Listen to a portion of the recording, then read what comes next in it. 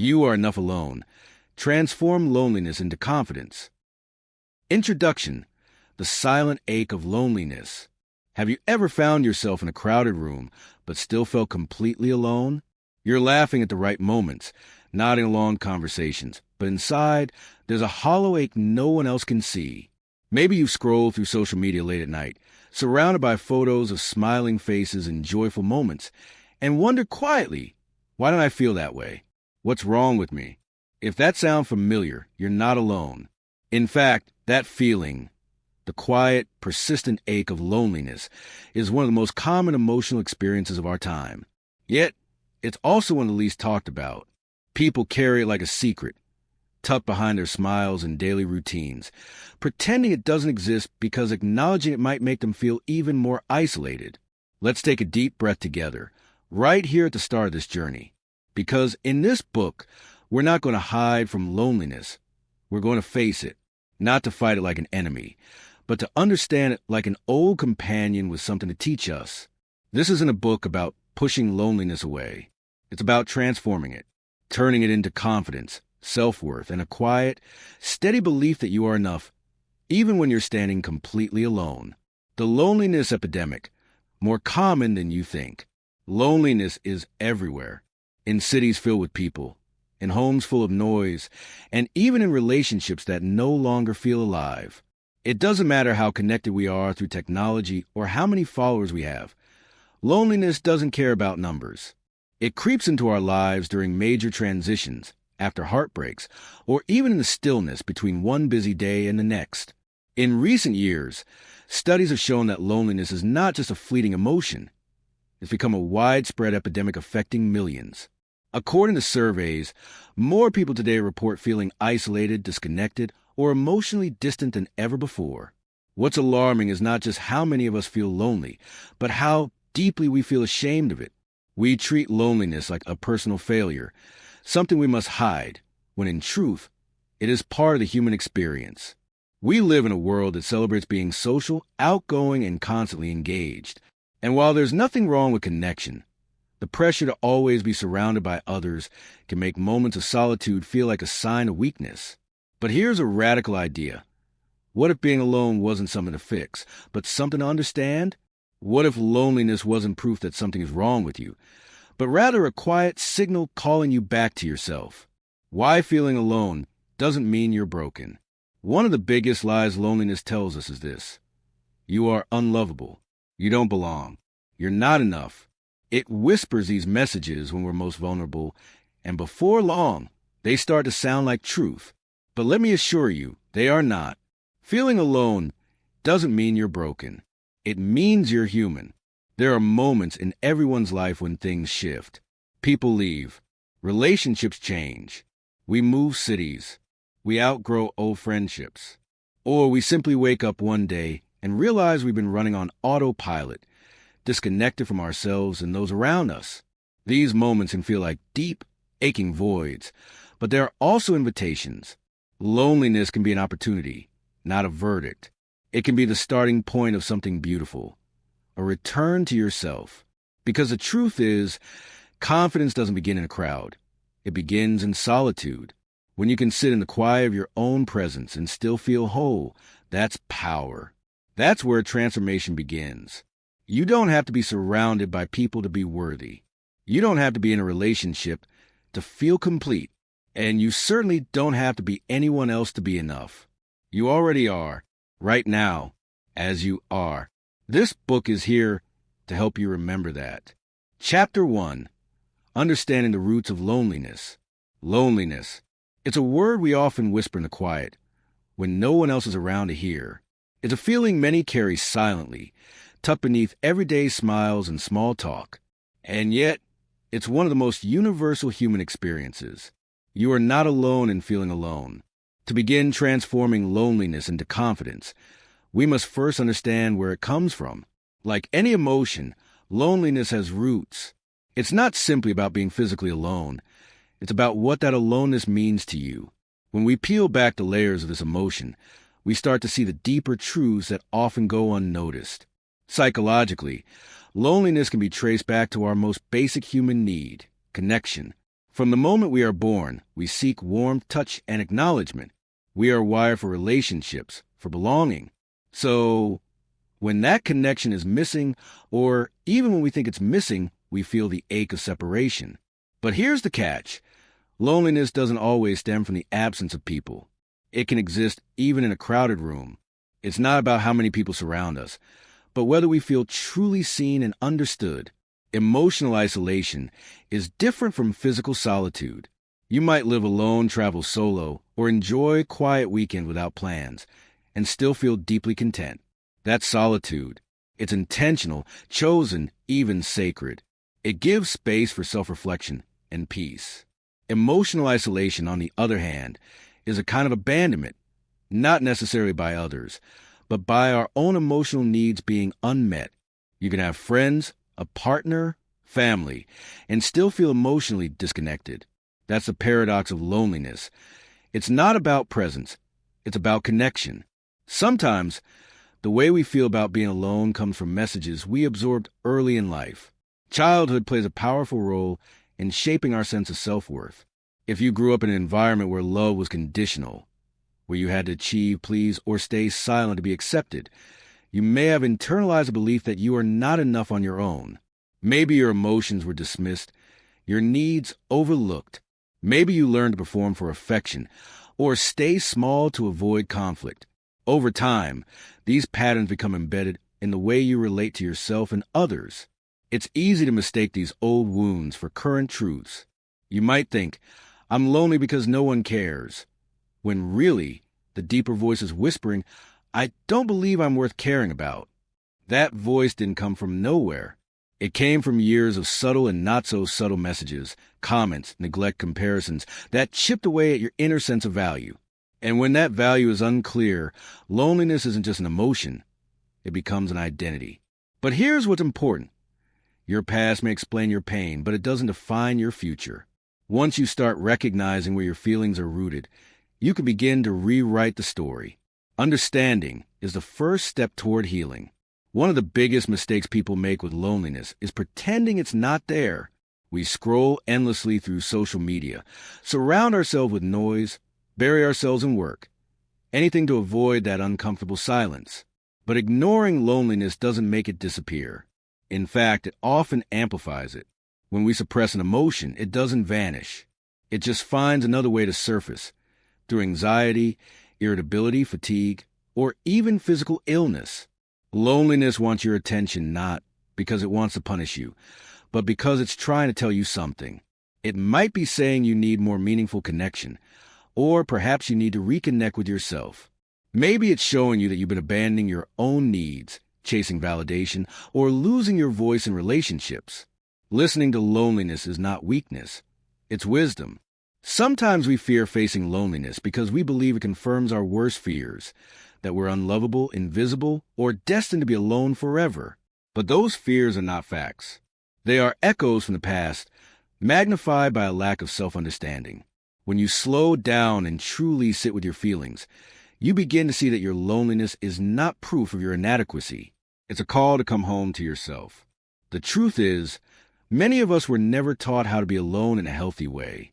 We were told to chase approval, to stay busy, to avoid discomfort. But confidence is not born from constant affirmation. It grows from being able to stand in your own presence and know, without a doubt, that you are enough. Not because someone else says so, but because you believe it. Understanding the roots of loneliness is not about assigning blame or living in the past. It's about clarity. It's about giving yourself the grace to acknowledge what hurt you and the courage to move forward differently. When you begin to recognize emotional isolation, name your childhood influences, and stop running from the feeling, you create space for growth, and growth begins in truth. You're not broken because you feel lonely.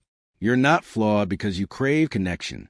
You're human, and in this humanity, there is room for healing, for self-discovery, and for the quiet, powerful realization that you have everything you need within you. Feel whole. This journey won't always be easy, but it will be worth it. Because every time you choose to understand yourself, to face your feelings instead of fleeing them, you reclaim a piece of your power. In the chapters ahead, we'll explore how to take that understanding and turn it into strength. We'll look at practical ways to nurture self-trust, to find connection without losing yourself, and to build a life that feels full, even in moments of solitude. For now, just remember this: your loneliness is not your enemy. It's an invitation. An invitation to know yourself more deeply, to unlearn what no longer serves you, and to begin seeing your solitude not as something to escape, but as a space where your confidence can rise. You are enough, even alone, especially alone. Chapter 2. The quiet pain no one talks about. There's a kind of pain that doesn't leave visible scars. It doesn't scream or demand attention. It sits quietly inside people, at dinner tables, in crowded rooms, behind smiles. That pain is loneliness. We live in a world where connection is celebrated, shared, and even staged. People post pictures of brunches, weddings, vacations, and parties, making it seem like everyone is surrounded by love and laughter. But the truth? Many of those people feel just as alone as you do. They just don't talk about it. Loneliness carries a silent shame. It whispers lies in our ears. You're the only one who feels this way. Or if you were lovable, someone would be here. That shame grows when we feel like we have to hide it, when we think admitting it would make us weak, or worse, unwanted. But let me tell you something honest and real. Loneliness is not a flaw. It's not a failure. It's a human experience. And hiding it only gives it more power. It's strange how in a time when we're more connected than ever, we've never felt more alone. You can have hundreds of followers, get likes on your photos, and still feel empty. That's because social media creates the illusion of intimacy without offering the depth of real human connection. It's like drinking salt water when you're thirsty.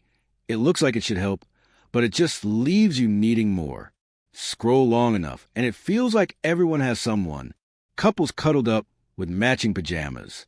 Friends laughing over wine. Families enjoying Sunday dinners. You start to wonder, why not me? What's wrong with me? But here's the truth most people won't say out loud. What you see online is a curated version of reality. People only show what they want to be seen. Behind that perfect photo, there might be a fight that happened 5 minutes earlier, a heart full of insecurity, or a person who feels as alone as you do, but doesn't know how to say it. The belief that everyone has someone is a dangerous myth. It paints a false picture that if you don't have someone constantly by your side, something is missing in you. But having people around you doesn't always mean you feel seen or understood. In fact, some of the loneliest moments come when you're with others but still feel disconnected. We don't talk enough about emotional loneliness, that feeling of not being heard, not being valued, not feeling like you truly matter to someone. That kind of loneliness runs deep, and it's not about how many friends you have or whether you're in a relationship. It's about whether your soul feels held, whether your heart feels met. So, what do we do with all of this? How do we begin to shift from feeling alone to feeling whole? The first step is simple but powerful. Name what you feel. Many of us are taught to run from hard emotions.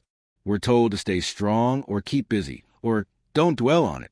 But the truth is, healing begins when you stop running. When you pause, sit with the ache, and say, this is loneliness. This is what it feels like. There's power in naming things. When you give your feelings a name, you take away some of their mystery. You start to understand them instead of being ruled by them. You learn that what you're feeling doesn't define you. It just needs to be felt and honored. Loneliness might show up as a tightness in your chest, an ache behind your eyes, or a heavy silence when the day ends. It might feel like scrolling through your contacts and realizing you don't know who to call. It might look like pretending you're fine when you're not. And that's okay. Feeling this way doesn't make you broken. It makes you beautifully human. As you begin to name what you feel, you also start to reclaim your story. You stop pretending and start being honest with yourself first. That honesty is the beginning of change. It's where confidence is born, not from having someone else complete you, but from knowing you're whole already, even in your quietest moments. Here's something else you need to hear. You don't have to fix loneliness overnight. You don't need to force it away. Sometimes it's just about sitting with yourself kindly, asking, what do I need right now? Maybe it's rest. Maybe it's a walk. Maybe it's journaling, calling a friend, or crying it out. Whatever it is, Respond with gentleness, not judgment. The world won't always give you permission to be lonely, but you can give it to yourself. And in that space, you might just find something surprising, your own voice, your own strength, the quiet comfort of your own presence. Because the truth is, you are not the only one who feels this way. You're not weird or weak or too much. You are simply feeling something many others feel, but are too afraid to admit. And in your courage to face it, you start to shift not just your own life, but also give others permission to do the same. You are enough, even when it feels like no one sees you. You are enough, even when your phone is silent. You are enough, even when your heart aches. Loneliness doesn't define you. It's simply a signal, pointing you back to the place where true connection begins, within yourself. You don't have to fear this quiet pain. It's just asking you to listen. And when you do, when you really listen, you begin to hear a different truth whispering beneath the surface. You are not alone in this, and you are already more than enough. Chapter 3. When your own company feels unbearable. Have you ever sat in a quiet room with no one around and felt like the silence was louder than anything you've ever heard? That kind of silence doesn't feel peaceful. It feels like a weight pressing on your chest. It makes your skin crawl, your thoughts race, and your heart ache. And so what do? We reach for distractions, our phones, TV shows, social media, music, anything to avoid being alone with ourselves. It's strange how being with ourselves can sometimes feel more uncomfortable than being with people who don't even truly see us. But this discomfort holds a message, one we need to stop running from. When our own company feels unbearable, it's not because we are broken. It's because there's something inside us that's been ignored for far too long. Most of us have never been taught how to be alone. Society praises extroversion, connection, socializing, and staying busy. The message we absorb early on is clear. Solitude equals sadness, and needing others equals strength. So we chase people, we chase noise, and we chase movement, not because we want it, but because we're afraid of what stillness might reveal. Being alone can be terrifying, especially when loneliness becomes more than just a passing feeling. When it turns into a persistent ache, it starts to eat at your sense of self. You begin to wonder if something's wrong with you. You ask yourself questions that feel too big to answer. Why do I feel empty? Why can't I enjoy my own company? Why does silence make me feel so small? The truth is, we avoid being alone because deep down, we're afraid of facing ourselves. We're scared of the emotions we've pushed down. We're scared of the truths we've buried beneath busy schedules and artificial smiles. When you finally stop running and sit still, all those hidden emotions rise to the surface. The sadness, the insecurity, the pain of past rejection, the questions of self-worth, they all start speaking at once. And it can be overwhelming. But here's the thing most people don't realize. Healing doesn't happen through distraction. It happens through presence. All those things we use to avoid ourselves, scrolling endlessly, binge-watching shows, constantly texting or calling others, they're just temporary numbing tools. They don't solve the root issue. They mask it. They pause the pain for a moment. But when the distraction fades, the ache comes back, often stronger than before. Distractions offer a short-term escape, but they never give us a long-term peace we're truly seeking. We think we're protecting ourselves by avoiding the hard feelings, but in truth, we're prolonging the suffering. Real healing begins when we gather the courage to sit with our discomfort, when we stop turning away from our pain and start listening to it instead. One of the deepest reasons our own company feels unbearable is because we've internalized a belief that we are not enough on our own. We judge ourselves harshly. We compare ourselves to others. We look at the highlight reels of people's lives online and think we're failing. And when we are alone, all those harsh inner thoughts echo louder. That inner voice that says, you're not good enough, or you're too much, or you're unlovable. It thrives in silence. But here's the truth. That voice is not your truth. It's a learned voice. A voice shaped by painful experiences, unmet expectations, and emotional wounds. When we start to believe those inner lies, we begin to reject ourselves. And self-rejection is the root of so much of our loneliness. It's not just that we feel disconnected from others. It's that we feel disconnected from ourselves. We start treating ourselves like someone we can't trust, someone we can't love. We look in the mirror and see only flaws. We sit in silence and hear only criticism. But the journey of personal growth isn't about avoiding these moments. It's about facing them with compassion. It's about learning to sit in your own presence and treat yourself the way you would treat someone you deeply love. What if, instead of avoiding your thoughts, you listen to them like a friend who's hurting? What if, instead of judging your feelings, you allow them space to exist without shame? When you stop resisting your own presence and start leaning into it, something amazing happens. The unbearable starts to feel a little more bearable. The silence starts to soften. Your thoughts become less scary. And slowly, you begin to build trust with yourself. You begin to realize that your pain isn't here to destroy you. It's here to teach you. It's showing you where the wounds are, so you can finally begin to heal them. It's important to remember that loneliness is not a sign of weakness. It's not something to be ashamed of. It's a signal. It's your inner self whispering, "Come back to me," not in judgment, but in longing. It's asking you to reconnect with the parts of yourself you've neglected. It's asking you to meet yourself again, not as an enemy, but as a companion. There will be days when you still want to run from the quiet. That's okay. This isn't about perfection. This is about progress. About gently returning to yourself again and again, even when it's hard. Especially when it's hard. You don't have to become someone else to feel whole. You don't have to earn love through performance. You don't need constant validation to know your worth. You are enough, even in the silence, even in the mess, even when your heart feels heavy. The journey from loneliness to confidence doesn't begin with changing the world around you. It begins with changing the way you see yourself.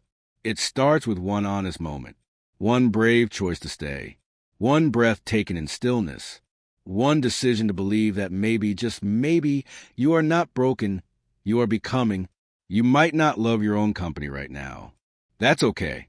Relationships take time, even the one you have with yourself.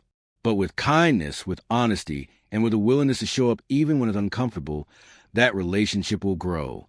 And one day, you'll sit in the quiet, and instead of feeling unbearable, it'll feel like home. Chapter 4. Turning inward without getting lost. There's a difference between being alone and being lonely. And there's a deeper difference between turning inward to connect with yourself and retreating inward to escape the world. This chapter is about that delicate line. It's about how to explore your inner world with purpose, not fear. It's about finding your truth in the quiet without letting the silence swallow you whole. For a long time, the idea of going inward made me nervous. I thought, what if I don't like what I find? What if it's just empty in there? What if I end up more confused than before?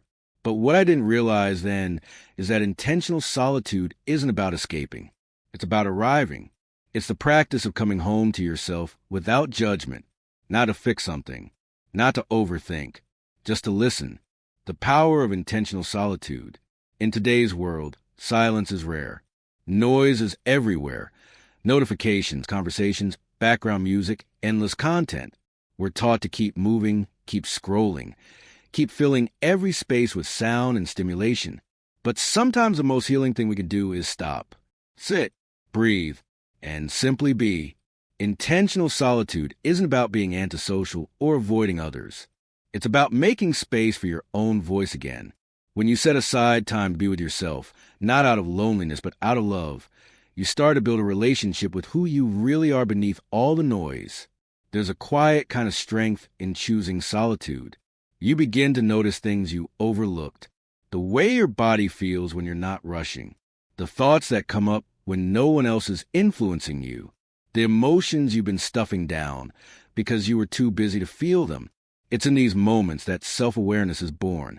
And self-awareness is the foundation of real confidence. Solitude becomes powerful when it's intentional. When you create on purpose, not by default. When you say, I'm going to spend time with myself because I matter, everything begins to shift. You stop feeling like you're waiting for someone else to rescue you from loneliness. And instead, you start discovering the richness of your own company, reconnecting with the real you.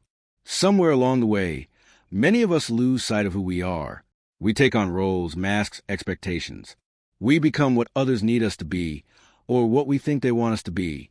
And in doing so, we forget the person we were before the world told us who to become.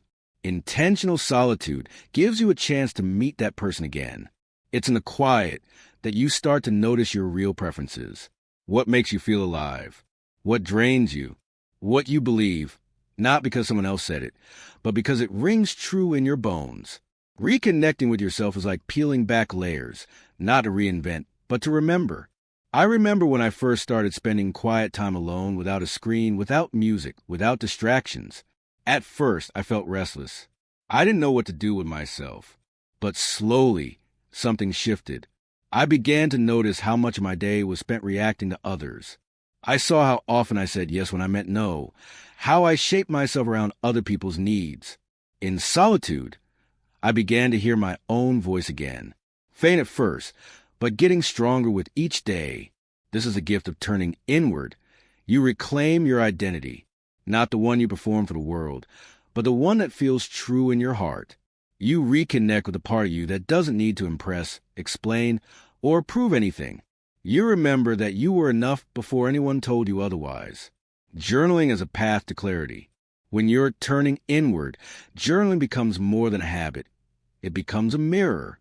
It's where your thoughts, emotions, and questions meet the page and begin to make sense. Writing things down allows you to observe your inner world from a little distance. It's like sitting across the table from yourself and really listening. You don't need to be a writer. You don't even need to know what you're going to say. Journaling isn't about grammar or style. It's about truth. And sometimes the deepest truths come out when we let our pen move freely, without trying to sound a certain way. Some days, I write pages and pages, pouring out thoughts I didn't even know I was carrying. Other days, it's a few quiet lines, a question, a fear, a moment of gratitude. What matters is the practice, not the performance. The more you journal, the more patterns you begin to see, the fears that show up again and again, the limiting beliefs you didn't know you were holding, the dreams you've been quietly nurturing but haven't yet said aloud. And with that awareness comes choice. You get to decide what to keep, what to let go of, and what to grow. In a world where we're constantly absorbing other people's voices, journaling gives you a sacred place of your own. Finding your inner voice again. Your inner voice has always been there. Maybe it's been buried under the noise of self-doubt. Maybe it's been drowned out by the opinions of others. Maybe it's been ignored because you were taught to trust everyone else more than yourself. But it's still there, waiting, whispering, hoping you'll pause long enough to listen. Finding your inner voice doesn't happen overnight. It happens in small, quiet moments when you give yourself permission to stop pretending. When you ask yourself questions like, what do I really need right now? What am I avoiding? What would I do if I wasn't afraid? And then you listen. Your inner voice isn't always loud. It doesn't shout or demand attention. It feels more like a nudge, a knowing, a gentle sense of alignment when something feels right or wrong. The more you listen, the clearer it becomes. And the clearer it becomes, the more you begin to trust it. Trusting yourself is one of the most radical acts of personal growth. It means believing in your ability to make decisions, to heal, to change, to begin again. And the journey of turning inward, when done with love, not fear, is what helps rebuild that trust. I know that solitude can be scary, especially when you're used to measuring your worth through connection with others. But solitude, when intentional, doesn't isolate you. It anchors you. It reminds you that you are your own home, that you are whole, even in the quiet, that you can sit with your thoughts and not be broken by them. This chapter isn't about withdrawing from the world forever. It's about returning to it more grounded, more self-aware, and more in tune with who you really are. When you turn inward with intention, you don't get lost, you get found. You learn that the silence you once feared is actually full of answers. You learn that the loneliness you felt was an invitation, not a punishment. You learn that everything you were looking for in others, the validation, the peace, the strength, was within you all along. And most importantly, you learn to love the sound of your own voice again. Because the truth is, you were never too much or not enough. You were simply waiting to hear yourself. Chapter 5. The Myth of Needing Someone to Be Whole. From the time we're young, stories tell us that we're incomplete until someone else comes along to complete us. Movies, songs, fairy tales all plant the idea that a soulmate or a perfect partner is the missing piece to our puzzle. This idea sounds romantic, even comforting, but it's also deeply misleading. The belief that we need someone else to make us whole doesn't just distort our understanding of love. It often deepens our loneliness and weakens our sense of self-worth. So, where does this idea come from? The phrase "my other half" is thrown around so often that we rarely stop to question it. It's rooted in ancient myths, like Plato's tale from the Symposium, where humans were once whole but were split in two, destined to spend their lives searching for their other half. Over time, these kinds of stories evolved into a cultural belief that you are not enough on your own. While poetic, this idea quietly sends a message that you are somehow broken or lacking unless someone else fills in the gaps. The truth is, no one can complete you. They can walk beside you, support you, share joy and sorrow with you. But your core, your identity, your worth, is not something that can or should be outsourced to another human being. Believing you are only valuable in a relationship is a dangerous mindset. It places your happiness, your sense of self, and even your emotional stability in someone else's hands. And what happens when that person leaves, changes, or cannot give you what you need? You're left feeling lost, like a piece of yourself is gone. But that feeling doesn't come from love. It comes from the false belief that you were never whole to begin with. It's essential to understand the difference between a healthy desire for connection and emotional dependency. Wanting love is human. We are wired for companionship, empathy, and touch. It's perfectly natural to want to share your life with someone. But when that desire becomes a need, when you feel you cannot function, be happy, or feel worthy without a partner, that's when it crosses into dependency. Emotional dependency turns relationships into lifelines rather than shared journeys. It transforms love into a transaction. I need you to make me feel okay. The problem with this mindset is that it puts unrealistic pressure on your partner, and even more dangerously, it prevents you from cultivating your own inner resources. You start outsourcing your emotional needs instead of learning how to meet them yourself. Confidence, self-assurance, and emotional security become fragile because they are tied to someone else's presence or approval. That's not love. That's fear of being alone. Real wholeness begins with you. It begins in the quiet moments when you sit with yourself and realize you are not missing anything. You are not half a person. You are not a puzzle with missing pieces. You are a complete being, evolving every day, full of potential, full of enoughness, just as you are. That realization is not always easy to come by, especially when loneliness feels heavy and the world keeps telling you that being alone is something to be fixed. But the deeper truth is this: your relationship with yourself sets the tone for every other relationship in your life. When you believe you are whole, you show up differently. You choose partners based on compatibility, not desperation. You build boundaries that protect your peace. You're able to say no without fear and yes without losing yourself. You no longer beg for love. You invite it, knowing that whether it comes or goes, you remain complete. Relationships are beautiful. They can bring joy, growth, and deep emotional connection. But they are meant to complement who you are, not complete you. Think of it like this. If you are a whole, thriving tree, then a relationship is the sunlight. It helps you grow, but the roots, the trunk, the branches, that's all you. Without sunlight, you may bend or slow down, but you don't disappear. Your strength is in your roots. When we view relationships as complements instead of requirements, we release the pressure we place on both ourselves and our partners. We stop expecting someone to save us from loneliness and start learning how to soothe and support ourselves. This shift doesn't make you cold or detached. It makes you emotionally mature. It creates space for authentic connection, where two whole individuals choose to be together, not because they need to, but because they genuinely want to. It's time to rewrite the narrative. You don't need someone to complete you. You need to remember that you've been whole all along. The ache you feel isn't because you're missing a half.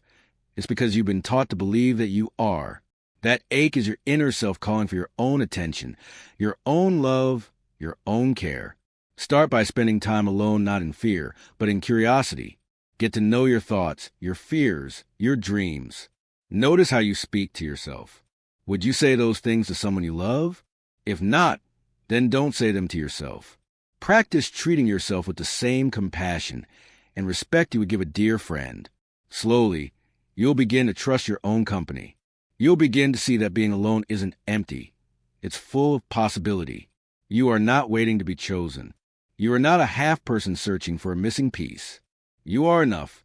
You've always been. The journey is not about finding someone else to fill a void. It's about discovering that there is no void at all, only parts of yourself you have yet to meet, to love, and to accept. Let love come. Let connection find you. But don't let the myth of needing someone steal the beauty of being you. You are whole, right here, right now, alone but never lacking. Chapter 6. The words you tell yourself matter. We talk to ourselves more than we talk to anyone else. From the moment we wake up to the moment our head hits the pillow, a voice is running inside our minds. Sometimes it whispers quietly. Other times it shouts with urgency. But no matter how loud or soft, that voice is shaping the way we see ourselves, our worth, and our world. Most of us don't even notice it. We think it's just the way things are. But the truth is, the words we tell ourselves matter more than we know. If you've ever felt lonely, unworthy, or like you're not measuring up, it's likely that your internal dialogue has something to do with it. That voice in your head, the one that criticizes, compares, and questions your value, has a powerful influence. It's not just background noise. It becomes your reality. Let's talk about that internal voice. The one that tells you you're not good enough, not attractive enough, not smart enough, not successful enough. It shows up when you scroll through social media and compare your life to someone else's highlight reel. It shows up when you make a mistake and immediately call yourself stupid. It shows up when you feel lonely and convince yourself that it's because no one wants you around. This voice doesn't come from nowhere. It's built over time, shaped by past experiences, things people said to you, the culture you were raised in, and your own beliefs. It often sounds like a strict parent or a harsh critic, always pointing out flaws, never acknowledging growth. But here's the thing. You don't have to keep listening to it. You can learn to recognize it, challenge it, and eventually change it. The first step is awareness. Start noticing what you say to yourself throughout the day. Pay attention to the tone and the words. Are they kind? Are they supportive? Or do they tear you down? One of the most harmful patterns we fall into is letting our inner critic run the show. This part of us thrives on fear and shame. It believes that if we're hard enough on ourselves, we'll improve. That if we point out all our flaws, we'll be more motivated to fix them. But that's not how growth works. No one blossoms under constant criticism. Growth comes from encouragement, from belief, from love. Think about how you talk to a close friend who's having a hard time. You probably don't say, "You're such a failure. No wonder people don't want to be around you." Of course not. You'd offer compassion. You'd remind them of their worth. You'd be gentle. Now ask yourself, why don't you speak to yourself the same way? One of the most transformative practices you can start today is learning to talk to yourself like you would a friend. When you make a mistake, instead of saying, "I'm so stupid," try saying, "I messed up, but I'm learning." It's okay to make mistakes. When you're feeling down, instead of saying, "What's wrong with me?" say, "I'm hurting right now, and that's okay. I deserve care and kindness." It might feel awkward at first. It might even feel fake. That's because you've spent years, maybe decades, speaking to yourself in a negative way. Shifting that voice takes time. But the more you practice, the more natural it becomes. Another important shift is building a language of self-compassion. Self-compassion doesn't mean you ignore your flaws or pretend everything is fine. It means you recognize your humanity. It means you hold space for your struggles without judgment. It means you become your own source of comfort instead of always waiting for someone else to make you feel better. Self-compassion sounds like this: I'm doing the best I can. I'm allowed to feel this way. I'm not alone in this. This is hard, but I can get through it. These words are powerful. They soothe the nervous system. They calm the storm inside. They remind you that you are worthy, even in your lowest moments. One way to strengthen your compassionate voice is by journaling. At the end of the day, write down something you struggle with, and then respond to it like a loving friend would. Another way is to speak affirmations out loud, especially when your inner critic is loudest. Say things like, I am enough as I am. I am growing every day. I deserve love and kindness. Over time, your mind will begin to believe the new script. Your brain is always changing. This is called neuroplasticity. When you consistently feed it kinder, more empowering thoughts, it rewires. It starts to default to compassion rather than criticism. And that changes everything. You begin to feel safer in your own presence. You begin to enjoy your own company. You begin to trust yourself. And that's the beginning of confidence, not the loud, flashy kind, but the quiet, grounded kind that comes from knowing who you are and treating yourself with respect. So many of us think we need someone else to tell us we're worthy. We wait for love, for praise, for validation. But what if the most healing words you'll ever hear are the ones you say to yourself? What if your voice could be the one that lifts you up instead of dragging you down? You are with yourself every second of every day. That relationship matters. And the good news is, it's one you can begin to heal right now. Speak gently. Speak kindly. Speak like someone who knows they are enough, even when they're still growing. Because you are, and always have been. Chapter 7. Who are you without the noise? There's a question that echoes quietly in the corners of our lives, one we often avoid because it invites discomfort. Who are you when no one is watching, when the noise fades, and the world's expectations go silent? We spend so much time being what others want us to be, good children, supportive partners, hardworking professionals, polite friends, that we lose track of the person underneath all the roles. We perform, we smile, we follow scripts. But beneath the surface, a quieter self waits patiently to be seen, heard, and understood. From the moment we're born, we're labeled daughter, son, smart, shy, responsible, difficult. These labels follow us into adulthood. They attach to our identity, shaping how we see ourselves and how others treat us. And while some of them are given with love, they still place us in a box. You start believing that your worth depends on how well you wear the mask others gave you. Slowly, you begin to forget what your face actually looks like beneath it. Detaching from these labels is scary because it means facing uncertainty. If I'm not who they say I am, then who am I? But this fear is also freedom in disguise. You're not confined to any one definition. You are allowed to be more or different or something new entirely. Growth starts when we stop asking, what do they want me to be? And start asking, what feels true to me? You may have spent years defining yourself through the roles you play. Maybe you're the caregiver who always puts others first, the overachiever who thrives on approval, or the peacemaker who hides their opinions to avoid conflict. These identities become so fused with our sense of self that imagining life without them feels impossible. But you are not your role. You are not just a title or a function. You are a soul with depth, dreams, emotions, and a story that deserves to be told without needing to fit anyone's expectations. There's a version of you that exists beyond what the world sees. The part of you that laughs when no one's around, that cries at movies, that dances when the music hits just right. The you who dreams of things you've never said out loud, who has ideas and passions that don't always make sense to others. That hidden self is not less real because it's unseen. In fact, it might be the truest version of you, and it's time to embrace it. Many of us are afraid of the silence because in that quiet space, all the buried truths start to rise. We hear the doubts, the fears, the questions we've ignored. We confront the parts of ourselves we've labeled unworthy or weak. But silence isn't the enemy. It's a mirror. It reflects what's really going on inside. And only when we dare to look at our reflection, without judgment, can we begin to love ourselves fully. It's easy to get caught in the trap of thinking we need to be extraordinary to be enough. We chase success, beauty, validation, thinking that when we finally become impressive enough, we'll feel whole. But real confidence doesn't come from achievement or applause. It comes from knowing who you are when everything else is stripped away.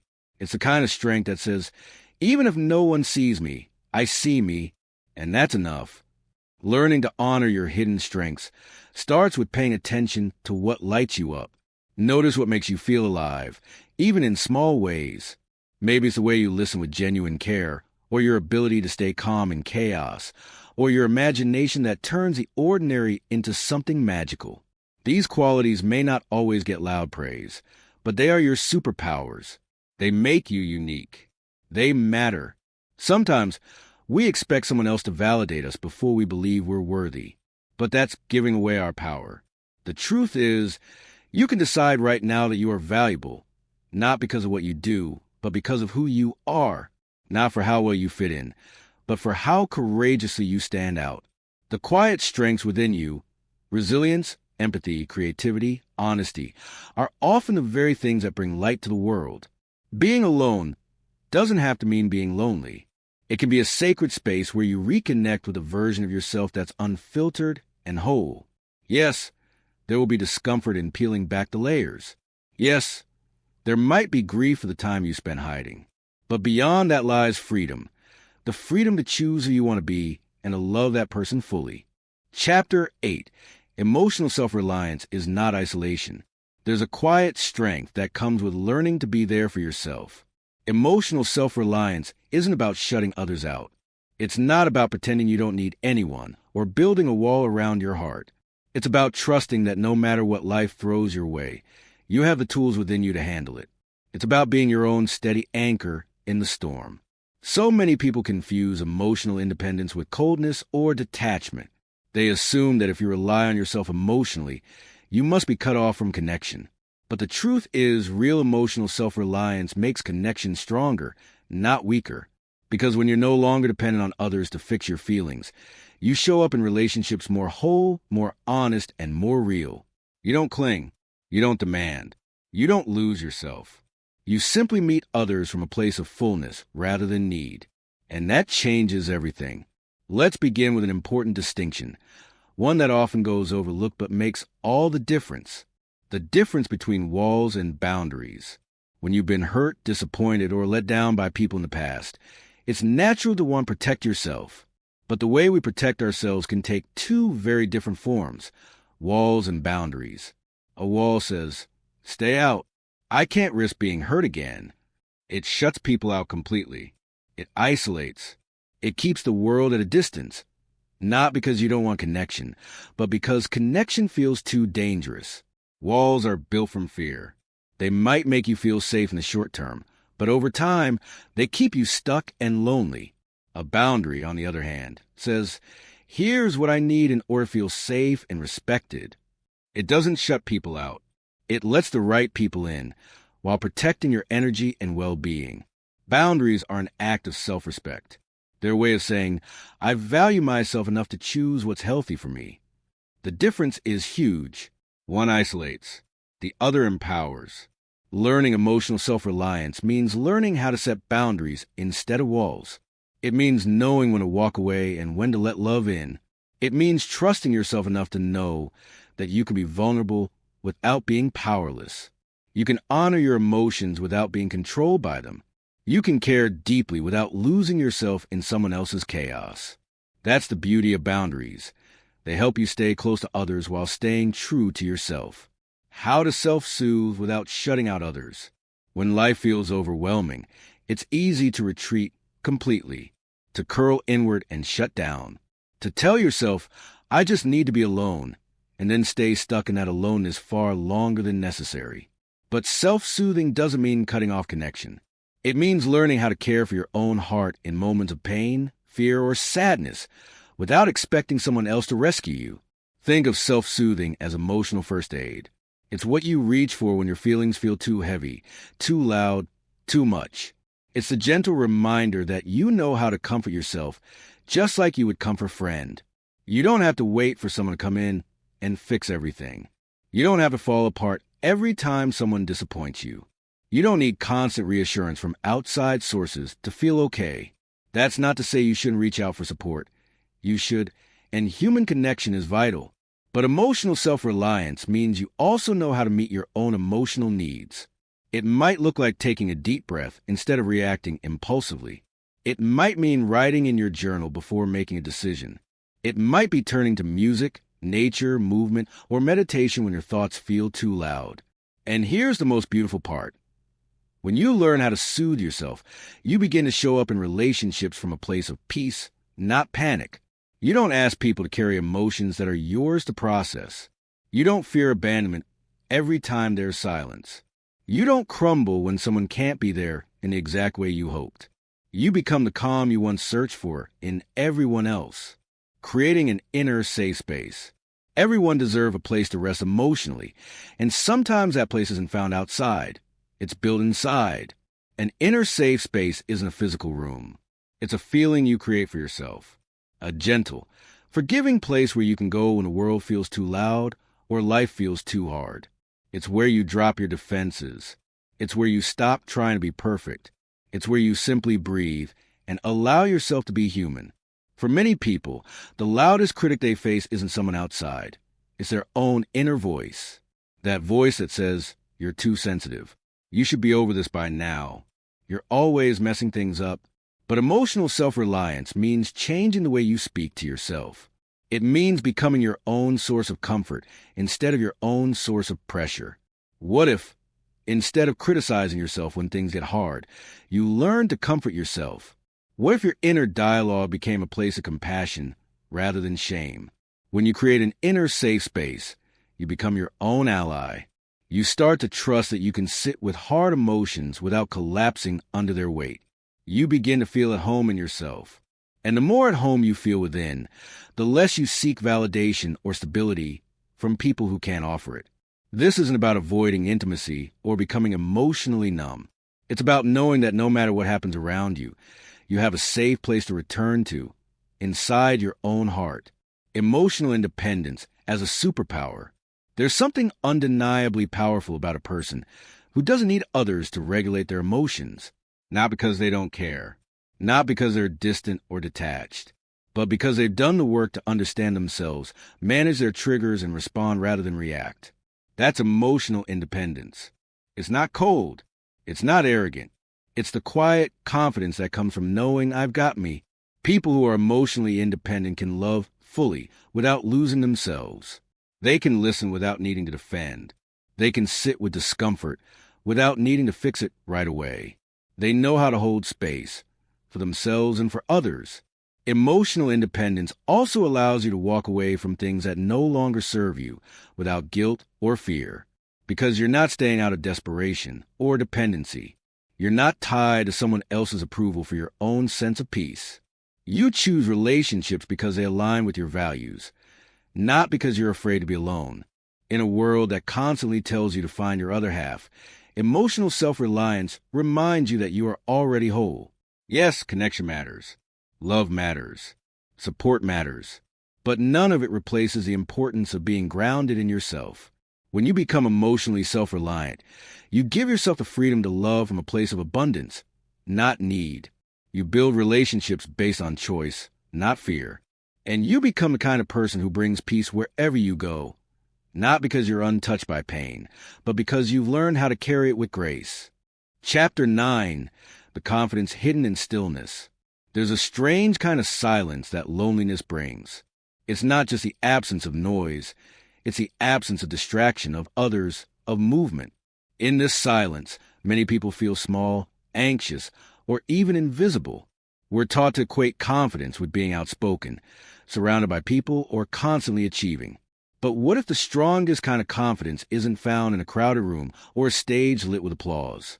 What if it's found in stillness, in the quiet spaces where no one is watching? From a young age, we are taught that validation comes from the outside. Gold stars, claps, compliments, likes, and followers.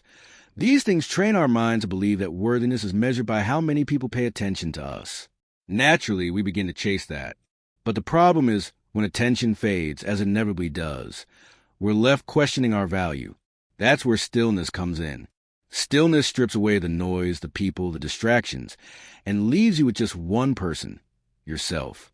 And if you've spent your life defining your worth through others, that moment can feel terrifying. But here's the truth. That moment also holds the key to the deepest kind of self-trust. Confidence doesn't require a crowd. It doesn't even require applause. Real confidence is quiet and often invisible to the world. It's the kind that says, I know who I am, even if no one else sees it right now. It's waking up in the morning and knowing you'll be okay, even if the day brings no external success or acknowledgement. When you're alone in a room and still feel whole, that's confidence. That's strength. Silence has a way of bringing up everything we've been avoiding. Our insecurities, our regrets, our worries. They all float to the surface when we stop moving. But silence is not our enemy. In fact, it's one of our greatest teachers. In silence, we begin to listen, not just to the world around us, but to the whispers of our own soul. We hear the thoughts we've ignored, the emotions we've suppressed, and the desires we've buried. And in listening, we begin to understand. Stillness gives us space to meet ourselves. We learn where we're hurting. We learn what we need. And perhaps most importantly, we learn that we have the power to give that to ourselves. Confidence is built in those quiet conversations we have internally. It grows when we stop abandoning ourselves at the first sign of discomfort and instead stay, breathe, and ask, what's really going on here? There's a kind of magic that happens when you sit with your discomfort long enough. At first, it's hard. You might feel fidgety, restless, even scared. You want to check your phone, turn on music, call someone, anything to escape. But if you stay just a little longer each time, something begins to shift. You start to see that your discomfort won't break you. You learn that pain, when met with compassion, begins to soften. Emotions that once felt overwhelming start to feel like messages rather than threats. And in that process, you begin to trust yourself more. You realize, if I can sit with this and not fall apart, I must be stronger than I thought. This is where transformation begins. Sitting with discomfort doesn't mean you're stuck. It means you're growing. It means you're choosing presence over distraction, courage over escape. Each moment you choose to stay present with yourself is a vote for your own strength. And over time, those votes add up. That's how quiet turns into clarity. That's how solitude becomes self-assurance. You may not notice the change right away. Others might not see it either. But one day, you'll face a difficult conversation, a rejection, or a challenge, and you'll feel something different. A steadiness, a calm. You won't feel the need to explain yourself or seek approval. You'll simply know who you are, and that will be enough. That kind of confidence doesn't shout. It doesn't need to. And that's the irony of it all. We spend so much time looking outward for validation when the most lasting confidence was always waiting inside us. Stillness is not empty. It's full of answers, lessons, and truth. It shows us who we are without the roles we play, the masks we wear, or the performances we put on. It teaches us that we are not just enough. We are complete, even in silence. So if you find yourself in a quiet season of life, don't rush to fill it. Don't run from the stillness. Lean into it. Listen to what it's telling you. Let it show you the parts of yourself that are ready to be seen, healed, and loved. Let it build in you the kind of confidence that doesn't need to prove anything to anyone. Emerging stronger doesn't always mean you're louder or more successful. Sometimes it means you're softer but surer, quieter but clearer. It means you've walked through your own darkness and come out carrying your own light. And that kind of confidence, that's unshakable. Remember, you don't need the world's noise to feel powerful. You don't need an audience to feel worthy. All you need is the willingness to be with yourself, just as you are, and the courage to trust what you find in the stillness. You are not lacking. You are not broken. Even in silence, even in stillness, you are enough. Chapter 10. Falling in love with yourself. There's a kind of love most of us spend our entire lives chasing. We look for it in partners, in friends, in likes on a photo, or compliments at work.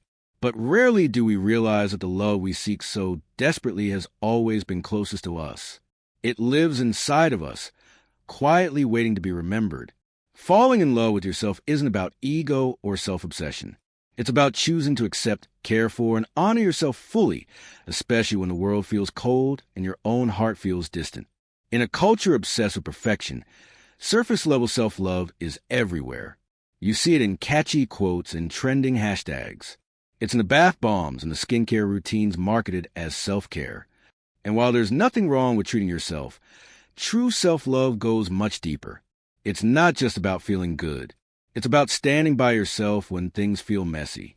It's about being kind when you make mistakes and showing up for yourself on the hard days, not just the good ones. Most people find it easier to love others than to love themselves. We forgive others faster, speak more gently to them, and make excuses for their flaws. But when it comes to ourselves, we are often harsh, critical, and unforgiving. We remember every mistake, every awkward moment, every shortcoming. That voice in your head that tells you you're not good enough, that's not the voice of truth. That's the voice of fear. And fear has been lying to you for years. Falling in love with yourself begins when you stop running from your flaws and your fears. It starts when you say, I see you, to the parts of yourself you've been taught to hide. The anxiety that keeps you up at night.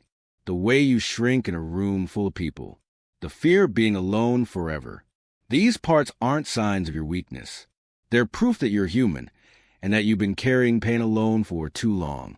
The truth is, the most beautiful kind of love isn't about being flawless. It's about being real. And real means messy, complicated, vulnerable. It means owning the parts of your story that still sting. Loving yourself doesn't mean you never want to grow or improve. It means you stop withholding love until you reach some imaginary version of perfection. What if you became the person you needed most when you were hurting? Think about that for a second. Maybe you needed someone who wouldn't leave. Someone who would tell you you're still lovable, even when you feel broken. Someone who doesn't flinch when you cry or crumble. What if you could be that person for you? This is the kind of love that heals from the inside out. When you stop abandoning yourself in the moments you need love most, everything begins to shift. You begin to build a sense of safety inside your own soul. You stop looking for people to rescue you, and instead, you become your own safe place. And from that place of safety, your confidence begins to grow, not because you believe you're perfect, but because you believe you're enough. Self-love is a practice, not a destination. It's built through small, consistent acts of care and respect. It's in the way you speak to yourself when you fail. It's in the choices you make when no one's watching. It's in saying no to what drains you and yes to what nourishes you. It's in forgiving yourself for not knowing better before you learned. And it's in showing up again and again, even when it's hard. Some days, loving yourself will feel natural. Other days, it might feel nearly impossible. But even on those difficult days, you can still choose love. You can still wrap your arms around your pain and say, I'm here. I'm not going anywhere. You might not always feel lovable, but you are. You might not always feel strong, but you've already survived so much. The fact that you're reading this means there's a part of you that still believes in healing, in hope, in something better. Hold on to that part. Nurture it. Let it guide you home. You don't have to wait for someone else to love you in order to feel worthy. You don't need a relationship status to validate your existence. The most powerful love story you'll ever live is the one you write with yourself. And like any great love, it takes time, patience, forgiveness, and deep tenderness. Chapter 11, Tuning into Intuition over Insecurity. There's a voice inside you that knows the truth. It's not loud, and it doesn't compete with the noise of the world. It whispers gently and consistently. But in a world full of distractions, doubts, and expectations, that voice often gets drowned out. Instead of listening to our intuition, we end up following our insecurities. We act from fear, not from faith. We seek validation instead of truth. And more often than not, we feel lost, even to ourselves. Learning to trust your inner wisdom is not something that happens overnight. It's a process, a deeply personal journey of self-connection. For many of us, loneliness becomes a doorway to begin that journey. When the external world quiets down and the distractions fade, we're left with ourselves. And in that stillness, something powerful begins to emerge. Beneath the layers of insecurity, judgment, and fear, our intuition waits patiently. You may have spent a long time ignoring that part of yourself. Maybe you've been told that logic always wins, or that feelings can't be trusted. Maybe the opinions of others have spoken louder in your mind than your own truth. That's okay. You're not broken. You've just been conditioned to listen outward instead of inward. The beautiful thing is, it's never too late to turn back to yourself. The first step is recognizing the difference between intuition and anxiety. They may both feel like inner voices, but they come from very different places. Anxiety tends to shout, It's frantic, urgent, and often full of worst-case scenarios. It pushes you to react quickly, usually out of fear or the need for control. Intuition, on the other hand, is calm. It doesn't rush. It nudges rather than demands. It feels like clarity, even when you don't have all the answers. You may not be able to explain why you know something, but you feel it in your gut. That's intuition. When you're lonely, your fears and insecurities can feel louder than ever. You might question your worth, replay old mistakes, or imagine a future filled with rejection and failure. But here's the secret. Loneliness can also amplify clarity. With enough quiet and space, your intuition gets a chance to breathe. When you're not constantly reacting to the world, you can finally start responding to your soul. What once felt like a void begins to feel like sacred space. It's in that space that self-trust is born. You begin to notice things you didn't before. Maybe it's a sudden sense that a decision isn't right for you, even though it looks good on paper. Or a gentle pull toward a dream you buried because it felt unrealistic. You start to see your own patterns, the way you shrink when you're scared, the way you say yes when you mean no, the way you let fear masquerade as logic. And when you catch those patterns, you give yourself the power to change them. Acting from a place of inner knowing isn't about having it all figured out. It's about choosing alignment over approval. It's choosing what feels true, even if it's not what's expected. It's letting your actions be guided by your values, not your fears. When you trust your intuition, you stop outsourcing your decisions. You begin to stand in your own energy, rooted and real. That doesn't mean you'll never doubt yourself again. Doubt is part of being human, but it becomes a visitor, not a permanent resident. You learn to pause and listen before reacting. You stop rushing into answers and start sitting with questions. You stop chasing clarity from others and start creating it within yourself. It's a gentle shift, but it changes everything. You begin to feel more grounded, even when life is uncertain. You begin to feel more connected, even when you're alone, because you're no longer searching for permission to exist. You've given that to yourself, and that changes how you move through the world. The more you practice listening to your inner voice, the stronger it becomes. Like any relationship, your connection with your intuition deepens through trust and time. You start to recognize what's true for you without needing proof or permission. You begin to value peace over performance. You honor your own rhythm, your own timing, your own path. And when insecurity shows up, and it will, you don't let it lead. You acknowledge it, but you don't obey it. You remind yourself that fear is just a feeling, not a fact. You remember that you've made it through before, and you will again. You return to that quiet place inside and ask yourself, what do I know to be true right now? Then you act from that knowing, even if it scares you. Living from intuition doesn't mean life gets easier, but it does become more meaningful. Your choices become more intentional. Your relationships become more authentic. Your confidence grows, not because you have all the answers, but because you're finally asking the right questions. Chapter 12. Creating a life that honors your needs. There comes a moment in every person's life when the noise of the outside world gets too loud to ignore. The demands, the expectations, the roles we were taught to play, daughter, son, partner, employee, friend, pile up like bricks on our chest. And in the quiet corners of our day, a gentle voice begins to whisper, what about me? What about what I need? Learning to create a life that honors your needs is not selfish. It's sacred. It's the act of returning to yourself. It's choosing to make space for your well-being, your joy, your energy, and your truth. It's realizing that you weren't born to exist solely for others. You were born to live a life that feels like your own. And that begins with how you shape your day. When you wake up in the morning, what is the first thing you feel? Do you feel dread? Do you rush into a day that feels nothing like you, just going through emotions? Or do you feel even a small spark of intention, a sense that you're choosing how your day unfolds? Designing your day around what fuels you is one of the most powerful shifts you can make. Not every moment will be perfect, and responsibilities don't just disappear. But you can still claim pockets of time to feed your soul. Start with the small things. Maybe it's 10 minutes of quiet before the world begins to spin. Maybe it's stepping outside to feel the sun on your skin, or stretching your body before checking your phone. Maybe it's listening to music that makes you feel alive, or reading something that fills your mind with possibility. These aren't luxuries. These are lifelines.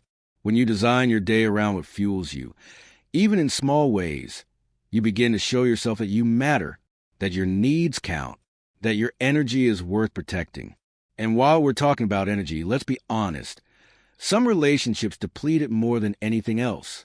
We've all had people in our lives who leave us feeling drained. Maybe they complain constantly, never ask how you're doing, or expect you to be their emotional life raft every time they fall apart. Maybe they subtly belittle your dreams or make you feel guilty for having boundaries. Sometimes it's not what they say, it's how you feel after you talk to them. It's okay to admit that some connections are no longer healthy for you. Decluttering relationships that drain you is not cruel. It's clarity. You're allowed to outgrow dynamics that keep you small or stuck. You're allowed to let go of guilt and choose peace instead. You don't need to explain your healing to everyone. You don't need to hold on to relationships just because you've known someone for years. Love and loyalty are beautiful, but not when they cost you your self-worth. As you declutter the relationships that no longer align with who you're becoming, you make space for something better. You make space for relationships that are mutual, nourishing, and real. You learn to surround yourself with people who celebrate your growth instead of fearing it.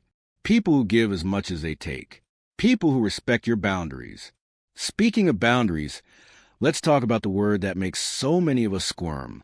Especially if you're someone who was raised to put others first or avoid conflict. Boundaries might feel foreign or even wrong. But here's the truth. Building boundaries without guilt is one of the kindest things you can do for yourself and your relationships. A boundary is not a punishment. It's not a rejection. It's simply the way you teach people how to treat you. It's how you say, this is what I can give, and this is where I need to pause. It's the language of self-respect. You don't need to scream or defend yourself to set a boundary. You don't need to apologize for it either. Boundaries can be loving and firm at the same time. In fact, the people who truly care about you will understand. They may not always like it at first, especially if they've benefited from your lack of boundaries, but they'll respect it if they respect you. It's okay to disappoint people in the process of honoring yourself. You've likely spent years disappointing yourself to keep others comfortable. Let it be their turn. Every time you set a boundary, you reclaim a piece of your power. You remind yourself that your time, your energy, and your emotions are not up for grabs. You remind yourself that you are not required to sacrifice your peace to be seen as good. And when you begin to design your days around what fuels you, when you clear out draining relationships, when you set boundaries without guilt, something begins to shift on a deeper level. You start aligning your lifestyle with your true self. No more pretending. No more forcing. No more shrinking to fit someone else's mold. You start asking yourself questions like, what do I really want? What lights me up? What kind of life would make me feel alive? Not just busy or productive, but truly alive. And you start making changes, even if they're small, even if they're slow, that move you closer to that vision. Maybe you say no to things that once earned you praise, but never brought you joy. Maybe you stop numbing yourself with distractions and start choosing moments of presence instead. Maybe you choose different company, different habits, different ways of spending your weekends, your energy, your attention. You stop chasing a version of success that was never really yours to begin with, and start building a life that feels like home. And here's the beautiful thing. When you create a life that honors your needs, you become someone who honors the needs of others too, not from a place of obligation or resentment, but from a place of overflow. You give from a full cup. You love from a grounded heart. You no longer need to abandon yourself to be loved. You realize you don't have to choose between being kind to others and being kind to yourself. You can be both. And in being both, you become free. Free to be soft without being stepped on. Free to be generous without being depleted. Free to belong to yourself before you belong to anyone else. This is what it means to create a life that honors your needs. It's not a one-time decision. It's a daily practice, a gentle returning, a promise to yourself that no matter how noisy the world gets, you will keep listening to that quiet voice within, because that voice knows what you need. That voice is your guide home. And when you follow it, truly follow it, you realize something powerful. You were never too much. You were never not enough. You were simply waiting for the moment you would stop betraying yourself for belonging and start belonging to yourself instead. That moment is now. Chapter 13. Alone but not disconnected. We live in a world that often tells us connection is everything. We scroll through endless feeds, reply to messages, join groups, and still, somewhere deep inside, we feel disconnected. Being surrounded by people doesn't always mean we're truly connected. And being alone doesn't mean we're disconnected either. The truth is, real connection begins not with others, but with ourselves. In this chapter, we'll explore how to feel connected even in solitude, how to choose meaningful relationships over many, and how to remain open while staying grounded in who we truly are. There's a quiet power in choosing your connections intentionally. It's not about cutting off everyone or becoming isolated. It's about understanding that not every connection is meant to be permanent, and not every relationship deserves a front row seat in your life. Some people are background noise, and that's okay. When we stop chasing validation from everyone, we make space for the ones who truly matter, the ones who see us without filters, without conditions, without needing us to perform. Many of us were raised on the idea that popularity equates to worth. We were taught, consciously or unconsciously, that the more people who like us, the better we must be doing in life. But this mindset can become a trap. It pulls us away from authenticity and into a game of people-pleasing. Suddenly, we're molding ourselves to fit into spaces that don't even feel right. We abandon our own needs just to be accepted. But selective connection teaches us something different, that we don't need a crowd to feel connected. We just need the right people. Quality over quantity is not just a saying, it's a path to peace. One deep, soul-nourishing relationship can mean more than 100 surface-level interactions. And that relationship might be with a friend, a partner, or even yourself. When you begin to cherish depth over numbers, you free yourself from the pressure to be everywhere, to be liked by everyone.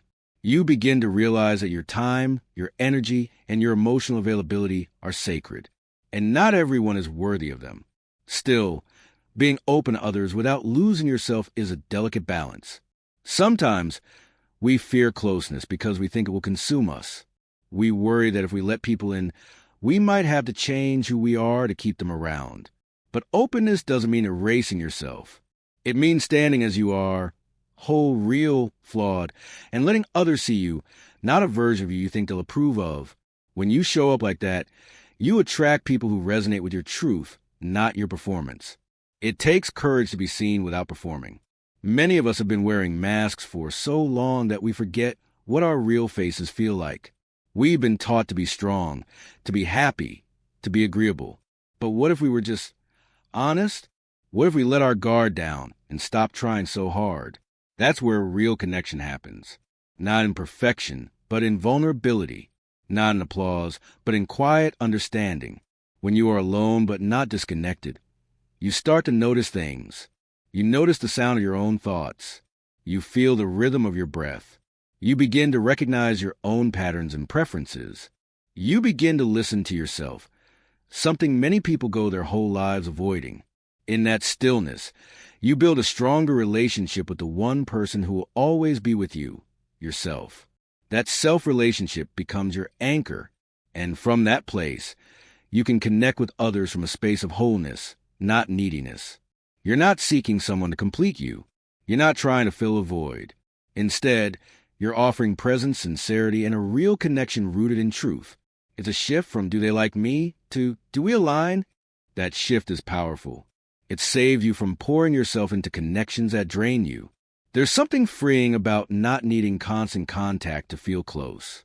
Sometimes the deepest connections require space to breathe. You can love someone and not talk every day. You can care deeply and still honor your need for quiet. Connection isn't always about frequency. It's about resonance. Do you feel safe? Do you feel seen? Do you feel accepted as you are? If the answer is yes, that's connection. If the answer is no, even daily conversations won't fill that gap. Being alone but not disconnected also means recognizing when a connection has run its course. Not every relationship is meant to last forever. Some serve a purpose, teach a lesson, or help us grow. And then it's time to move on. Letting go isn't a failure. It's a sign of growth. It means you're honoring your own journey instead of clinging to something out of fear. You are not alone just because you don't have a large circle. You are not disconnected just because your phone is silent. Connection is not measured by noise. It's felt in peace, in presence, in the way your soul lights up when you're in alignment. When you learn to sit with yourself and feel at home, you've tapped into a level of connection many chase their whole lives. Chapter 14, The Art of Self-Validation. There's a quiet kind of strength that lives in people who no longer need applause to feel worthy. You can usually recognize them not by how loud they are, but by how deeply rooted they seem. They know who they are. They are comfortable in their skin. They don't wait to be chosen, complimented, or seen. They see themselves. And that, right there, is the heart of self-validation. Most of us have been trained from a young age to look outside ourselves for approval. Gold stars in school, praise from parents, likes on social media, compliments from friends, partners, co-workers. It's not wrong to appreciate these things, but the trouble begins when our sense of worth depends on them. When we only feel good if someone else tells us we're good. That's a fragile way to live. Because what happens on the days no one notices you? What happens when people misunderstand, criticize, or simply don't show up with the validation you crave? You start to question your value. You feel invisible. You wonder if something's wrong with you. That spiral is what self-validation protects you from. It's the inner voice that says, I know who I am. I know what I've done. I know what I bring to the table. It's a practice of honoring your efforts, your character, your truth, even when the world is silent. The truth is, external validation will never be enough because it was never meant to carry the full weight of your worth. It's like trying to fill an ocean with a teaspoon. People can affirm you. Yes, they can appreciate you, but they can't define you. Only you can do that. And the moment you stop chasing outside approval and start giving yourself the recognition you seek, everything shifts. You begin to stand taller. You become more emotionally grounded. You stop being so easily swayed by praise or criticism because your sense of self no longer lives in someone else's hands. So, how do you start validating yourself? First, you slow down enough to notice your wins. We often rush past our efforts, waiting for someone else to acknowledge them. But what if you stopped and gave yourself credit, really gave it? What if you said to yourself, that was brave after a difficult conversation? Or, I'm proud of how I handled that after navigating a challenge? It's these small moments of recognition that build your inner foundation. Self-validation also means accepting the parts of yourself you usually hide. The sensitive parts, the insecure parts, the messy, complicated, human parts. It's easy to validate yourself when you're succeeding. But can you still hold space for yourself when you're struggling? When you feel like you've failed or fallen short? That's where the real growth happens. That's when self-love deepens. Because now you're not just validating the version of yourself that's performing well, you're validating the whole of you. Comparison is one of the biggest thieves of self-validation. The more we measure our lives against others, the more we forget to appreciate our own path. Social media makes this even harder. You see someone's highlight reel and instantly feel behind. But their journey is not your journey. Their timeline is not your timeline. Their success doesn't take anything away from yours. One of the kindest things you can do for yourself is to step out of the comparison trap and step into appreciation for your growth, your healing, your courage, your effort. Appreciation expands what we have. When you start noticing what's good in you, when you start honoring your intentions and your integrity, you realize there's so much already right with you. You're not broken. You're not behind. You're just unfolding. And every part of your story matters, even the quiet, uncelebrated parts. To become your own source of worth is to take back the power you've given away. It's to stop waiting for the world to give you permission to feel good about yourself. It's waking up in the morning and choosing to believe, I am enough right now. Not when I'm more successful, not when I'm thinner, not when I have a partner or more money or more recognition. Right now. You become your own source of worth by learning how to be with yourself in a gentle, affirming way. You treat yourself like someone you deeply care about. You listen when your heart speaks. You speak kindly to yourself, especially when you're hurting. You stop demanding perfection and start honoring progress. You give yourself the love you've been waiting for. Daily acts of self-love don't have to be grand. Sometimes, it's as simple as taking a walk when your mind feels heavy, saying no when you want to say no, celebrating a small win, even if no one else notices, resting without guilt, writing yourself a love note, looking in the mirror and saying, I see you, you matter. These little moments are where self-validation lives. They're proof that you're showing up for yourself, and that's a powerful thing. In the end, learning to validate yourself isn't about becoming self-absorbed. It's about becoming self-aware. It's about knowing your value so deeply that you no longer need the world to echo it back for you to believe it. You still enjoy love, praise, and connection, but they become the bonus, not the basis. You are enough, not because someone else says so, but because you decide to believe it. You are worthy, not because of what you do, but because of who you are. And you are lovable, especially by the person who knows you best. The art of self-validation, is not a one-time practice. It's a lifelong relationship. And like any relationship, it grows with attention, care, and honesty. So be gentle with yourself. Be patient. Keep showing up. The more you validate your truth, the more unshakable your confidence becomes. And in that confidence, you'll find a sense of peace that no one can take away. Chapter 15, Vulnerability is not weakness. There's something quietly courageous about the moment you let someone see you, not the version you've carefully curated, but the raw, unfiltered you that exists beneath the surface.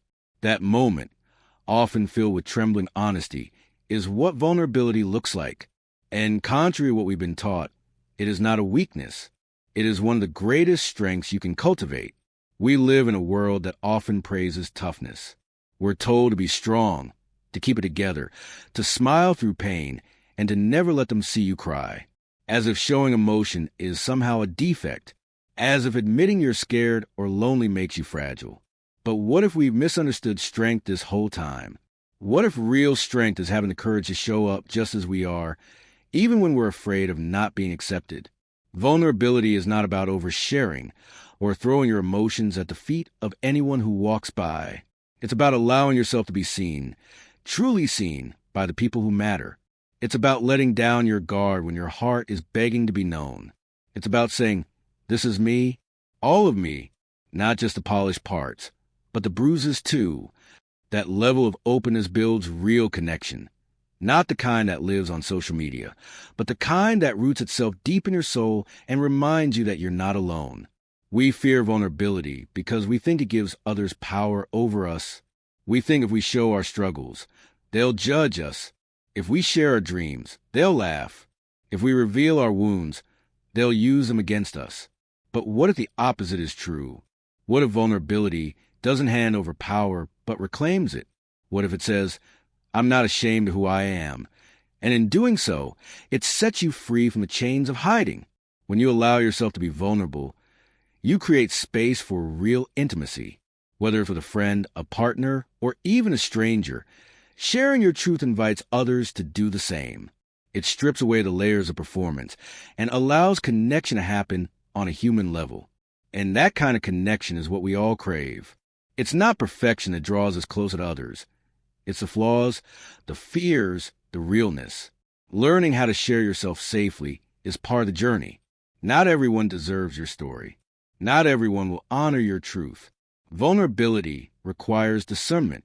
It's not about putting yourself at risk, but choosing the right moments and the right people to open up to. Start with small truths. Test the waters. You'll learn over time who can hold your heart with care. Being vulnerable doesn't mean you're always comfortable. In fact, it often feels terrifying. Your voice may shake. Your hands might tremble. But something powerful happens in that space of discomfort. You begin to shed the armor you've carried for so long. You stop hiding. You give yourself permission to be human. One of the most beautiful things about vulnerability is that it allows the real you to breathe. We all carry roles: daughter, son, friend, co-worker, partner. We wear masks to meet the expectations of the world. But deep beneath those layers is someone who wants to be loved without condition. Vulnerability is the path to that kind of love. It says, "Here I am," and trust that it's enough. Loneliness often makes us believe we have to protect ourselves even more. It tells us to stay quiet, to keep our emotions locked away, to be fine even when we're not. But the irony is, the more we hide, the more isolated we feel. The more we pretend, the further we drift from true connection. Vulnerability, then, becomes a bridge, not just to others, but back to ourselves. When you start letting people see the real you, you'll notice something. You'll find that your relationships become deeper, more meaningful. You'll stop wasting energy trying to be what others want and start living from a place of authenticity. And in that space, something beautiful unfolds. Confidence begins to grow, not the loud kind that seeks attention, but the quiet kind that comes from knowing you're okay just as you are. You'll also find that vulnerability leads to courage in other areas of your life. When you stop being afraid to feel, you start making decisions from the heart. You stop overthinking every word and start speaking with honesty. You stop performing and start living. Vulnerability helps you listen to your intuition, face your fears, and step into situations you once ran from. It helps you take up space in your own life. Letting yourself be seen also means learning how to sit with your emotions without judgment. It's about being able to say, "I'm hurting right now," without rushing to fix it or hide it. That level of emotional awareness brings healing. It teaches you to be gentle with yourself. It teaches you to treat your own heart the way you wish others would. There is so much power in saying, "I don't have it all together," in admitting, "I need help," in confessing, "I feel lost sometimes." These moments, though uncomfortable, open the door for connection, growth, and healing. They allow others to see your humanity and often to feel less alone in theirs. Vulnerability in that way becomes a gift, not only to you, but to everyone around you. The world doesn't need more people pretending to be perfect. It needs more people willing to show up as they are. Your honesty might be the invitation someone else needs to step out of hiding. Your story might be the light in someone else's darkness. And your willingness to be vulnerable might be the very thing that changes someone's life, including your own. Chapter 16. Breaking the cycle of self-abandonment. There's a quiet kind of pain that doesn't show up in loud arguments or dramatic breakdowns. It doesn't make headlines in your life, but it lingers. It eats away at your peace. It whispers, "You don't matter as much as they do. Your needs can wait. Your voice isn't important." This pain is a result of self-abandonment, a habit so deeply ingrained in many of us that we often don't even realize when we're doing it. Self-abandonment isn't always obvious. It doesn't always look like giving up on your dreams or staying in toxic relationships. Sometimes it looks like not speaking up when something feels wrong. Sometimes it sounds like laughing when you're hurting or saying, "I'm fine," when you're falling apart. Other times it hides behind overcommitment, people-pleasing, or the constant need to prove your worth. If you've ever silenced your own truth to keep the peace, ignored your gut feelings to avoid rejection, or made yourself small so others could feel more comfortable, you've experienced it. Self-abandonment doesn't come from weakness. It comes from survival, from wanting love, from trying to belong. It starts in small moments that add up over time, until one day you wake up and realize you wander far from who you really are. But here's the beautiful part. If you can notice when you're leaving yourself behind, you can begin the journey back. Healing starts with awareness. It begins when you pause long enough to feel what you've been ignoring. When you ask yourself, "Am I honoring myself right now? Am I showing up for me?" You might start to notice that certain conversations leave you feeling invisible, or that you often agree with things you don't believe just to avoid conflict. You might catch yourself apologizing for your feelings, needs, or boundaries. These aren't flaws in your character. They're signs. Signs that your inner self is still waiting for you to come home. Once you start to see the pattern, the next step is to gently, lovingly reclaim the parts of yourself you've pushed aside. You might not remember who you were before life taught you to shapeshift, before heartbreak, before betrayal, before you learned it was safer to be liked than to be real. But that version of you is not lost, just buried. Underneath the people you try to be, the roles you played, and the expectations you try to meet, your true self is still there. Reclaiming lost pieces of your identity isn't about becoming someone new. It's about unlearning everything that told you who you had to be and rediscovering who you already are. That means tuning into your own voice, even when it's shaky. It means asking yourself what you want, not what others expect of you, not what sounds good on paper, but what genuinely feels right in your bones. You might start to remember what you used to love before you were told it wasn't practical. You might revisit passions you put on hold or values you compromised along the way. You might rediscover your own rhythms, the way you like to spend your time, the kind of people you want to be around, the boundaries that make you feel safe. And when you start to recognize those pieces again, you get to do something radical. You get to start keeping promises to yourself. You see, every time you make a promise to yourself and break it, a small part of you stops trusting you. It's like being in a relationship where someone always says they'll change, but never does. Over time, you stop believing them. The same happens with the relationship you have with yourself. But when you start keeping those promises, even the small ones, you rebuild that trust.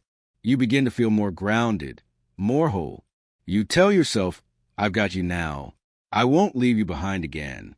Maybe you promise yourself to rest when you're tired. Maybe you decide to speak up when something hurts. Maybe you commit to showing up for your goals, not perfectly, but consistently. And when you follow through, even just a little, your self-worth begins to bloom. It doesn't have to be grand. You don't need to change your whole life overnight.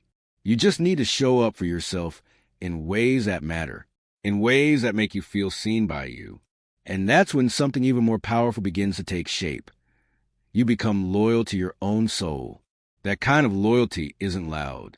It's not about proving yourself or earning approval. It's quiet, steady, unshakable. It's the kind of loyalty that says, even when others don't get me, I'll get me. Even when I feel alone, I won't abandon myself. Even when it's uncomfortable, I'll choose what's true for me. Becoming loyal to your own soul means learning to trust your inner wisdom more than external noise. It means standing by yourself, not just in triumph, but in messiness, in doubt, in healing. It means giving yourself the same devotion you've poured into others for so long. It doesn't mean you won't still care deeply about people.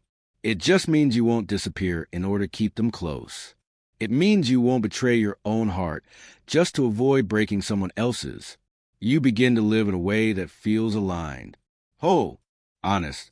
You stop waiting for someone else to choose you because you've already chosen yourself. And that's where true confidence begins, not in perfection or praise, but in the quiet knowing that you have your own back. Loneliness may still visit you from time to time. That's part of being human. But when you stop abandoning yourself, you start to realize that solitude doesn't mean emptiness. It means space. Space to breathe, to grow, to reconnect.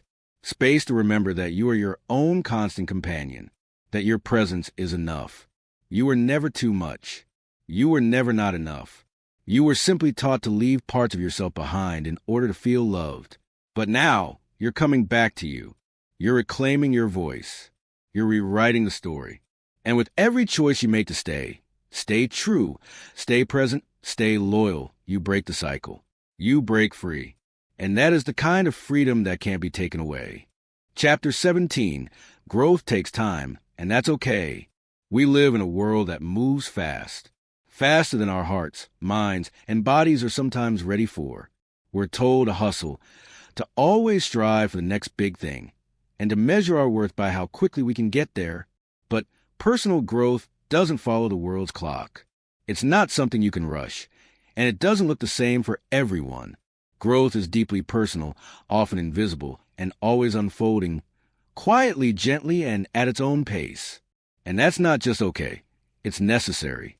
When you begin to walk the path of healing from loneliness, rebuilding your sense of confidence, and learning how to trust yourself again, there's a tendency to want results quickly. You might look around and feel like everyone else has it figured out. You might ask yourself why it's taking so long to feel whole, to feel happy, or feel like you're enough. But here's the truth. The most meaningful change happens slowly. It happens in seasons, not sprints.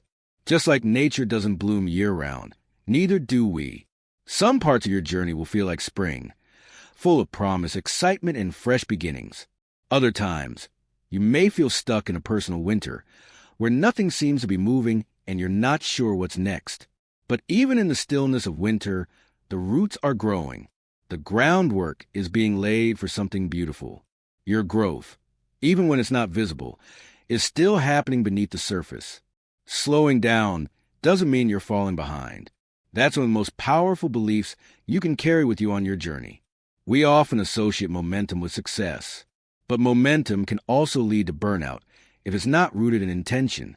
Sometimes the bravest and most productive thing you can do is to pause, to listen, to sit with your feelings rather than rushing past them, to ask yourself, what do I need right now?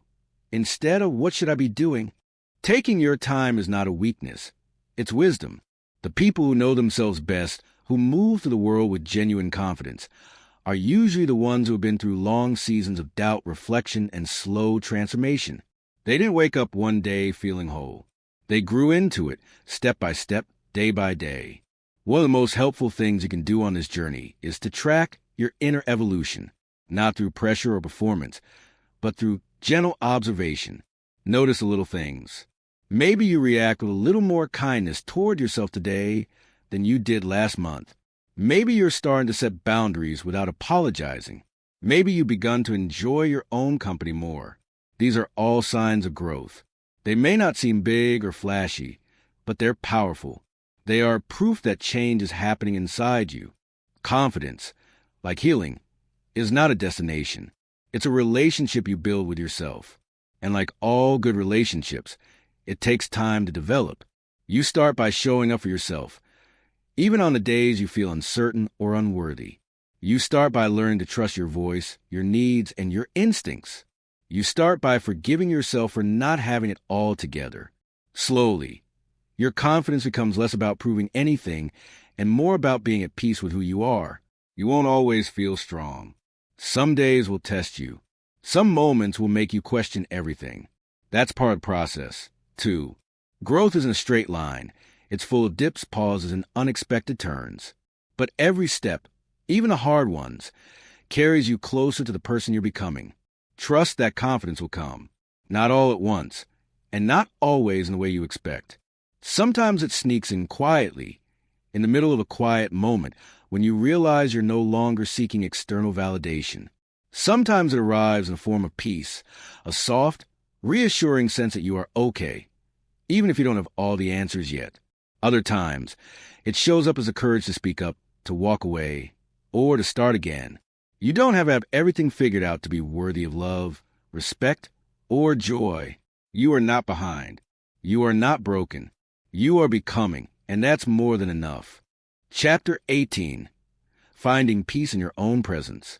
There is a quiet kind of peace that doesn't need to be loud, dramatic, or even understood by anyone else. It's the peace that comes from being okay with yourself, not just tolerating your own company, but actually loving it. This chapter is about helping you reach that place, that space where loneliness isn't a burden, but a bridge that leads you to your own heart. For a long time, loneliness may have felt like a heavy silence. It can creep in during the quiet hours, in the spaces where noise used to live, the texts that go unread, the evenings spent alone, the moments when the world feels like it's moving on without you. But here's the truth we rarely say out loud. You are not broken for feeling lonely. You are not failing at life because you crave connection. Loneliness is not a flaw. It's a signal. And sometimes that signal is inviting you home. The shift from loneliness to tranquility doesn't happen overnight. It begins with permission. You give yourself permission to stop chasing distractions, to stop filling every silence with noise, and instead ask, what if I stayed here with myself for a while? When you stop running from your own presence, something beautiful happens. You start to notice things you hadn't before, the sound of your breath, the thoughts that come and go like clouds, the gentle rhythm of your own being. This is where meditation and mindfulness come in. These aren't just practices for monks or people who live in mountaintop retreats. They are tools for anyone who wants to get to know themselves again. Meditation isn't about having no thoughts. It's about noticing the thoughts and choosing not to follow every one. It's about sitting with yourself, even when it's uncomfortable, and learning to say, I'm still here. I'm not leaving myself. Mindfulness is a simple but profound way to anchor yourself in the now. It asks nothing more of you than to be present, not to judge what you feel, not to fix it, just to notice it. And sometimes that noticing is healing enough. When you eat, actually taste the food. When you walk, feel your feet touching the ground. When you breathe, feel the air fill your lungs. These small moments begin to teach your nervous system something new, that you are safe in your own presence, that you don't need to be entertained or distracted to be okay. There's an underestimated power in the quiet. We often avoid silence because we're afraid of what we'll hear. Maybe we're afraid of old wounds, hidden fears, or truths we buried. But silence doesn't create those things. It reveals them. And when we let those things rise to the surface, we also give ourselves a chance to heal. Quiet can be a place of refuge, not a punishment. In fact, some of the most profound growth happens not in the noise of doing, but in the stillness of being. To feel truly at home within yourself is one of the greatest gifts you can give yourself. It means you are no longer waiting for someone else to make you feel whole. It means you are no longer measuring your worth by how many people text you back or invite you out. It means your value is no longer something you're trying to earn. It's something you already own. So, how do you begin to be at home within yourself? Start by treating your inner world like a place worth being in. Speak kindly to yourself. When you wake up in the morning, instead of grabbing your phone, check in with your own heart first. When you feel overwhelmed, pause and place your hand over your chest. Breathe. Remember that you are allowed to be a work in progress and a masterpiece at the same time. You can even create rituals that remind you of your own presence. Maybe it's lighting a candle before you journal. Maybe it's taking a walk without headphones, letting your thoughts wander like leaves in the wind. Maybe it's sitting on your balcony with a cup of tea and simply watching the sky change colors. These gentle acts are ways of saying, I matter. My presence is enough. My being is sacred. Learning to love your own presence doesn't mean you'll never feel lonely again. It means you'll no longer fear loneliness. It won't have the same grip on you. You'll know how to sit with it, breathe through it, and even learn from it, because now you have tools. Now you know that being alone doesn't mean being abandoned. It means you are in the company of someone who knows your soul deeply. Peace isn't something you find by running to the next person or the next place. It's something you uncover when you slow down enough to meet yourself fully. It's in the gentle realization that you are not lacking. You are learning. You are not too much or not enough. You are growing into someone who is fully, beautifully at home. And when you reach that place, that deep, unshakable peace in your own presence, something amazing happens. Relationships change, not because you need them less, but because you no longer cling to them out of fear. You no longer seek people to complete you. You invite them to meet you in the wholeness you've already found. That kind of love, that kind of connection is not rooted in need but in choice. It's built not from desperation but from abundance. You are enough, not someday, not once you've healed everything. Right now, in this very breath, in this quiet, beautiful moment with yourself. So stay here a while. This is where peace begins. Chapter 19, the new you that's emerging. There's something incredibly powerful about the moment you realize you've changed, truly changed. It's not a loud revelation or a dramatic shift. Often it's quiet, almost subtle, but it's undeniably there. When you look back at who you were and compare it to who you become, the difference is clear. The journey you've been on, even if it felt difficult and lonely at times, has shaped a new version of you, a version that is stronger, wiser, and more confident in your own skin. It's easy to get caught up in the rush of life, to overlook the quiet transformations that happen within. But the truth is, you have come so far. If you take a moment to pause, you'll see just how much you've grown. You walked through challenges that once seemed insurmountable, faced moments of loneliness that tested your very core, and somehow, in the midst of it all, you found the strength to keep going. You've learned to rely on yourself, to trust that even in moments of solitude, you are enough. So, how do you acknowledge how far you've come? It's not about comparing your progress to others or looking for an external marker of success. It's about taking the time to reflect on your journey and recognizing that every step forward, no matter how small, has led you here. It's about celebrating the quiet victories, the times you chose to face your fears, the moments you showed up for yourself, and the strength it took to heal. You might not even notice these shifts day by day, but when you step back and look at the bigger picture, it's clear you are not who you once were. Living with a quiet inner strength is one of the most profound changes that happens on this journey. It's the strength that doesn't shout, doesn't demand attention, but is steadfast and unwavering in its presence. This inner strength doesn't need to prove anything to anyone. It simply is. It's the resilience that has been built through countless small decisions, each one nudging you closer to the person you are becoming. This newfound strength doesn't always come with loud declarations or public applause. It's often something that only you can feel, something that settles deep within. You've integrated the lessons from your past into your present, and as a result, you are now able to stand tall in who you are, regardless of what's happening around you. The world may still be noisy, chaotic, and unpredictable, but there's a quietness within you now, a sense of peace that was once missing. When you look in a mirror now, you see someone different, a person who has been through struggles, yes, but also someone who has come out on the other side. You are more comfortable with who you are, and while you may still have moments of doubt, you now know that you are enough, just as you are. There's no need to pretend or wear a mask.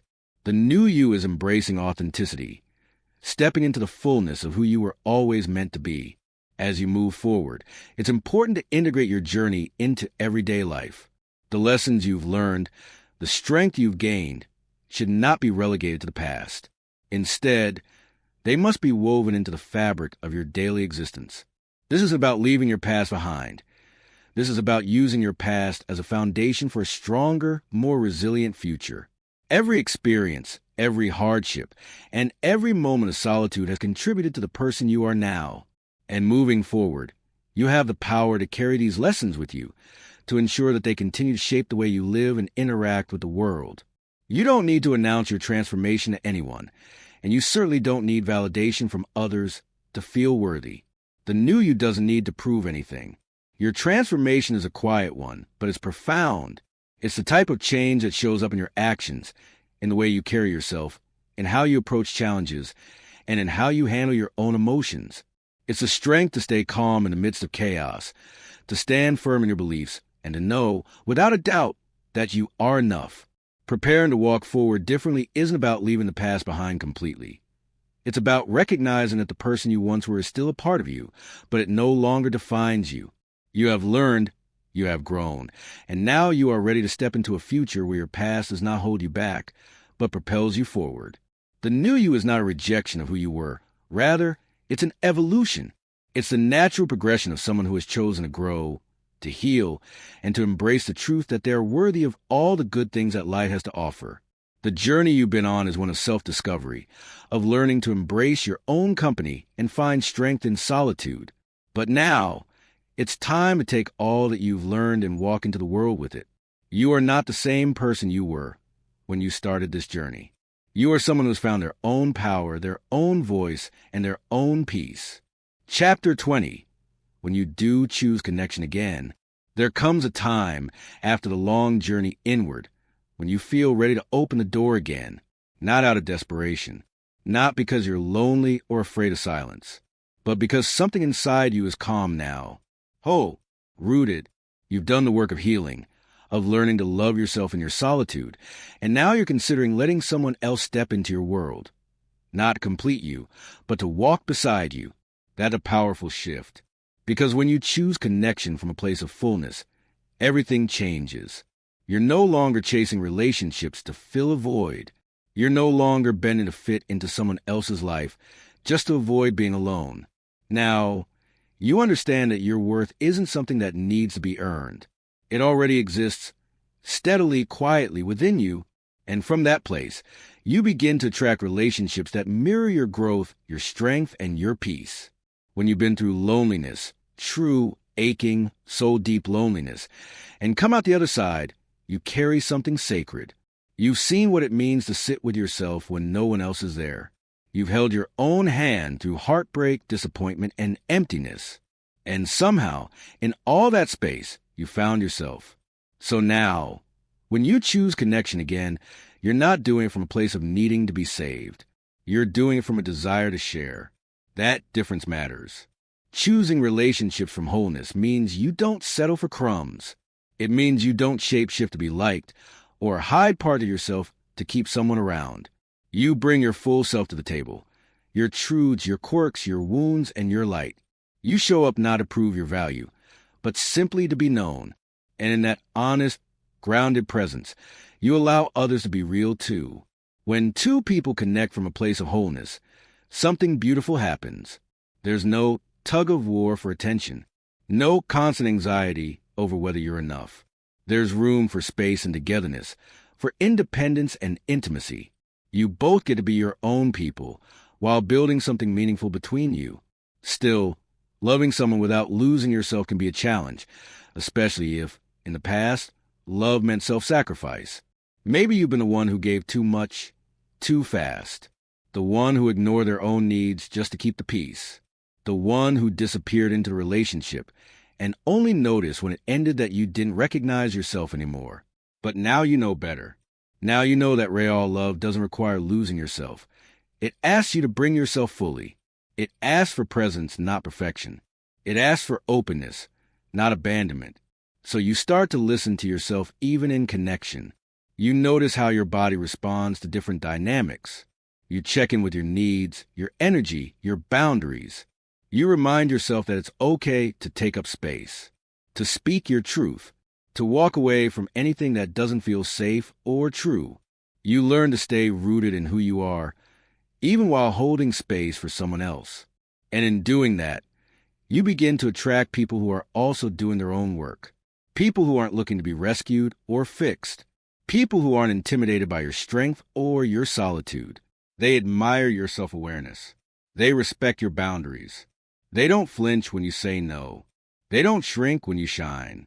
Because like you, they've made peace with themselves first. They face their own shadows, sat with their own silence. They don't need to own you to feel secure. They don't need to control you to feel loved.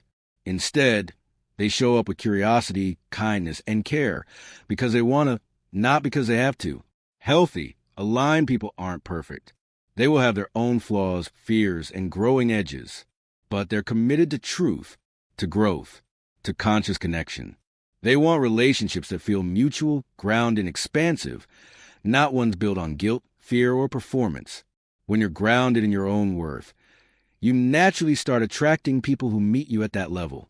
Not because you're trying harder, but because you're no longer chasing people who don't see your value. You're no longer entertaining relationships that drain you. You've learned to walk away without guilt when something no longer feels right. And that clarity protects your energy like nothing else. But perhaps the most important thing you carry with you into new connection is this. Your confidence doesn't vanish just because someone new has entered your life. It stays with you. It's in the way you hold eye contact when you speak your truth. It's in the way you honor your needs, even when they're inconvenient. It's in the way you love deeply, but never at the cost of your own soul. Confidence and togetherness means you don't shrink to make someone else comfortable. It means you don't pretend to be okay when you're not. It means you keep being you, even when love is in the room. You don't lose your identity to fit someone's idea of who you should be. You bring your story, your scars, your dreams, and let them be seen. And if someone can't meet you there, you don't collapse. Because your self-worth isn't up for negotiation anymore. It's not hanging in the balance of someone else's approval. It lives inside you, steady, whole. Yes, it's vulnerable to open up again. Yes, it's scary to let people see the parts of you that once are behind walls. But courage doesn't mean never being afraid. It means choosing to move forward, even when you are. It means trusting that even if something doesn't last, you will still have yourself. That's the power you carry now. You've walked through the valley of loneliness and found your own voice. You've built a life where your presence is enough. You've made peace with being alone, not as a punishment, but as a sanctuary. And now, from that place of peace, you get to choose who you let in. You no longer chase love. You invite it. You no longer beg for connection. You create it. You no longer lose yourself. You bring yourself. And that is a love story worth waiting for. Because the moment you choose connection again, from a place of strength, not scarcity, you write a new chapter. One where love enhances your life, but never defines it. One where intimacy becomes a dance, not a dependency. One where you are enough, always. And the people you let in are simply those who recognize the beauty that already lives inside you. Conclusion: you were enough all along. As you reach the final page of this book, take a deep breath and pause for a moment. Not because it's the end, but because this is where something begins. This journey you've taken through these chapters wasn't just about loneliness or confidence. It was about you, your heart, your growth, your truth. It was about finally hearing the voice within that's been whispering all along. You are enough. This journey might have started with a hollow feeling, a sense of being alone in a world that often rushes by without seeing you. Maybe you picked up this book searching for something: comfort, clarity, direction. Maybe you just want to understand why loneliness hurt so deeply. Whatever brought you here, I hope you found more than you expected. Because loneliness, as painful as it is, isn't a flaw to fix. It's a signal, a teacher, an invitation. And when you welcomed it instead of running from it, you unlocked a kind of healing that only solitude can offer. The gift of this journey is not just that you understand loneliness differently now. The real gift is that you understand yourself better. You've seen your fears. You've faced your doubts. You've sat in the quiet and heard your inner voice rise from the silence. You've learned that stillness isn't emptiness. It's presence. And in that presence, you've discovered a strength that doesn't need to prove itself to anyone else. You've started becoming your own safe place. Your relationship with yourself is forever. That might be the most important realization of all. Friends may come and go. Family might not always understand you. Romantic love may enter your life and later leave. But you, your thoughts, your heart, your presence, you are always there. And when you begin to honor that relationship, to nurture it the way you would care for a cherished friend, everything shifts. The way you speak to yourself, the way you show up for yourself, the way you protect your peace. Confidence grows in that soil. Not the loud kind that demands attention, but the quiet kind that stands tall in any room, even when no one's looking. So what does true confidence feel like? It feels like knowing that you are whole, even on your worst days. It feels like walking into a room and not needing to shrink or exaggerate who you are. It feels like resting without guilt, asking for what you need, and loving others without losing yourself. Confidence isn't about never feeling lonely. It's about trusting that loneliness won't break you. You now understand that being alone doesn't mean being unloved. It means you are enough to stand on your own. And from that place of fullness, you can choose who and what gets to enter your life. If you've made it this far, know this: you are not the same person who began this book. Maybe you don't feel dramatically different yet, and that's okay. Growth is subtle. It shows up quietly in the way you say no to what drains you. It's present in the way you look in the mirror with a little more kindness. It's there when you choose rest over proving something, or when you open your heart just enough to let someone see the real you. And now, it's time for a loving goodbye, but also a new beginning. This chapter doesn't close your story. It opens a door. You've been given tools, insights, and gentle truths to carry with you. But more than that, you've discovered your own voice. Let it guide you. Let it remind you, again and again, that you don't need to become someone else to be worthy. You don't need to find another half to be whole. You've always had everything you need inside you. If loneliness visits you again, and it might, don't see it as failure. Let it be a reminder to return home to yourself. Sit with it, listen to it, learn from it, and then rise again, stronger, softer, clearer. This isn't a one-time fix. This is a lifelong journey. But now you know the path. And more importantly, you know the traveler. She, he, or they, you are enough. So go gently, live honestly, love fully, and most of all, never forget, you were enough all along. Thanks for listening. Stay tuned with us for more upcoming life-changing audiobooks.